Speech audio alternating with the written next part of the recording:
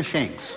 Thank you, Mr. Speaker. I didn't realise we were in a general debate because this is actually a very, very, very narrow bill, and I don't quite know how ACE fits into it, how GST fits into it, and how VSA fits into it. So it's actually a very, very narrow bill, so I think that member got a lot of latitude in the speech she's just given. And in fact, it'll be interesting when we get into the select committee and we discuss the issues that are relevant to this bill, and I know there may be a wider debate that goes on within the Labor team amongst themselves, but I'm sure we'll be able to keep to the bill itself when we get into select committee. This is an interesting bill because it addresses just two things. It addresses loopholes into the Social Security Act, and it addresses two areas only, that some students who receive accommodation support. So basically it says if you receive the accommodation support, you can't do it while you are a student.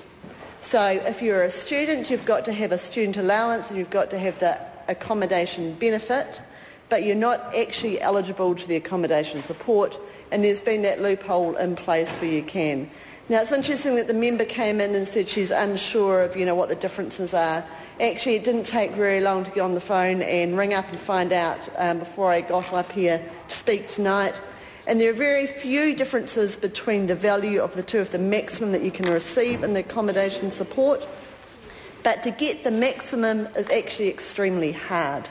And there have to be a whole lot of conditions that you have to meet to claim that. So, I would say there aren't a huge number of students who are claiming it because it wouldn't really be in their benefit. But I think it's really important that we get legislation right.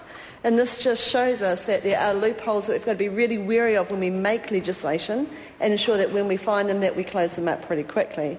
And the second part, the main provision that this bill looks at, is that clarifies that weekly compensation for ACC includes weekly compensation whether it is paid by ACC or an accredited employer. Now this is interesting because once again it's just a little loophole in the Act, which means that it does not include weekly payments when made by accredited employers. A recent Social Security Appeal Authority decision confirmed this. The past and current MSD practice is that compensation payments are deducted, that whether they are made by accredited employers or by ACC. And this bill will validate the past and current practice of deducting payments dollar for dollar from benefit payments. So, Mr. Speaker, I'm just taking a short call tonight and I'm looking forward to debating this vigorously in the Social Services Select Committee later on. Thank you. I call Sue Williams CO. The last speaker, Mr. Speaker, said that she looked forward to debating this issue vigorously at a later stage. And I'm wondering, why is it that that member did not take the opportunity to debate the issue now at this particular time? Let me, Mr. Speaker, provide some context before I come to this bill. The country at the moment, To make sure you can follow. we are in a crisis at the moment, Mr. Speaker. I view that the country is in crisis, that there's been a cloud over this country for quite some time. We've had the tragedy out in Christchurch. Prior to that, we had the tragedy at Pike River. Prior to that, there was another earthquake. And since then, sir, there is a sense of urgency through the length and breadth of this country about the need to move forward, about the need as a country to pick ourselves up and to move forward. Despite that desire that I pick up from the people of New Zealand, all we are getting from this government is this kind of legislation, this flimsy piece of legislation. And so, yes, my colleague Jacinda Ardern said that we're supporting this bill. We're supporting it on the basis that this is the first reading. We're supporting it that we want to debate this and we want it to go out and ask for the views of the general public. But I have to say, sir, that if we send this out to the Grey Power Association, who are going to be affected by what is in this bill. If we send this out to the Students' Association of the various universities for their comment, they will throw this in the rubbish. They will describe, this is rubbish. Is this the best that this government can do? Flimsy legislation? Is this the best that this government can do at this time when the country is in a crisis, when people are looking for leadership, when people are looking to move forward? Is this the best that this government can do? Let me say, sir, this bill says that it's intended to ensure equitable treatment for people receiving payments of weekly compensation. I want to say, sir, that I get people on a weekly basis, daily basis, coming into my office saying that this government is not providing the support that they need in a time of crisis. Sir, I would say to you that people who have left Christchurch, who are now living in Mangere, in Manukau, are still looking to find support for housing. People who have lost jobs are still looking for support to find jobs. The other part that this bill is intended to do, it says to ensure equitable treatment of students seeking assistance for their accommodation costs. So is it not important that in times of crisis that we ensure that we are investing in the future of this nation?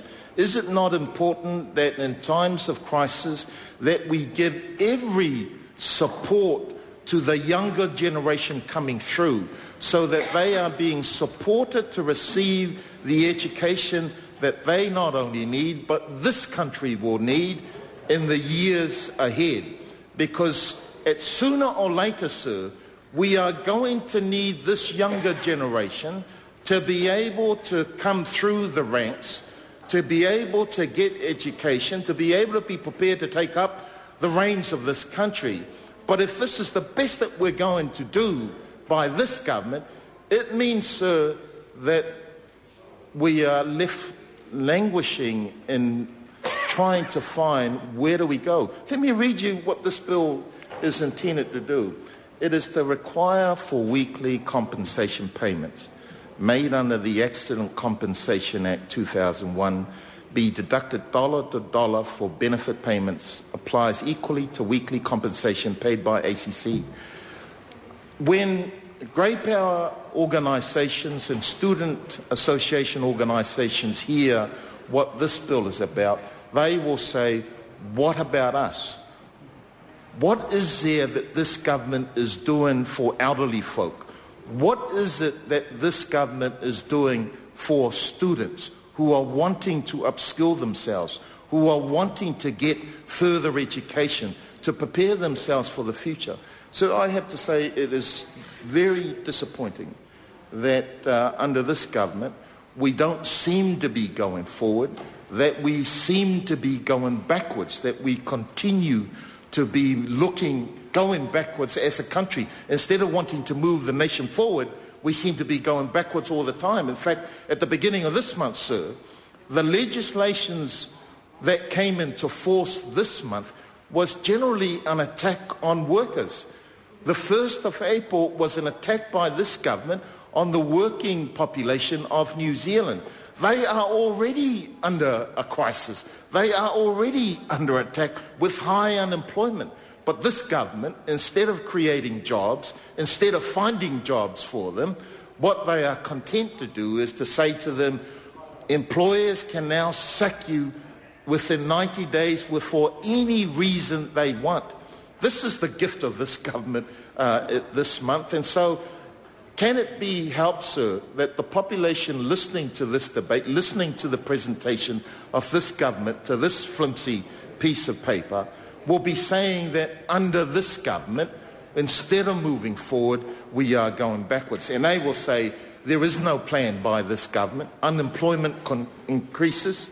The housing stock, sir, I have to say, every day we get complaints in our neck of the woods. Every day we get complaints that the housing stock after 2.5 years of being in government, after making promises that they were going to maintain and ensure that houses were going to be available, well, those houses continue to be unlivable. Those houses continue to remain unmaintained, and people, sir, we've got a winter coming up. What is going to happen to those people still looking for homes?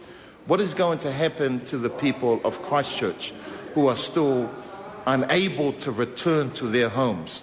And so, sir, this government, instead of focusing on tinkering around the edges of legislation, they should be presenting to this House major work about how to move this government forward.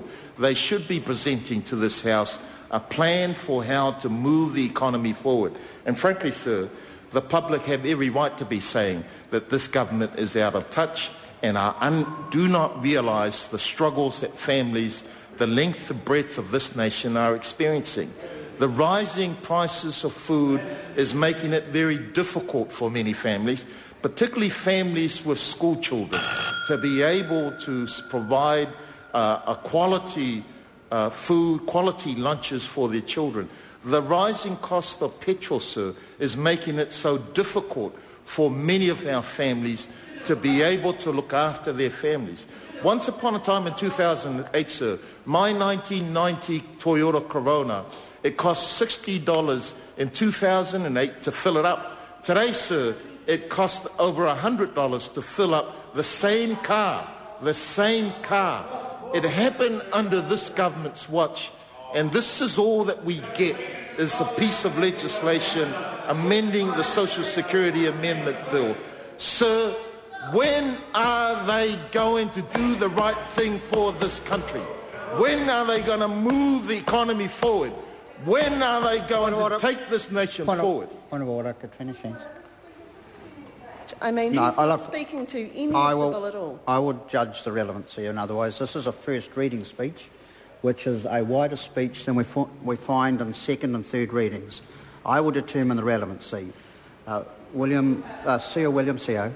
Your determination is excellent, Mr. Speaker. Now, you don't need to comment on the ruling that I've just made, otherwise I'll terminate the speech.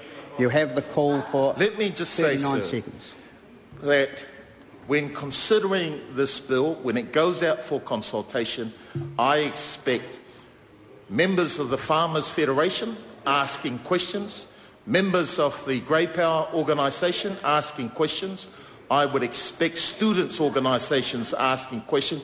And the questions are, what plans does this government have for raising the productivity, for raising the economy of this nation? What plans does this government have to increasing our employment needs? What plans does this government have to ensure that we invest in our young people? Expired. And they won't have an answer for it. I call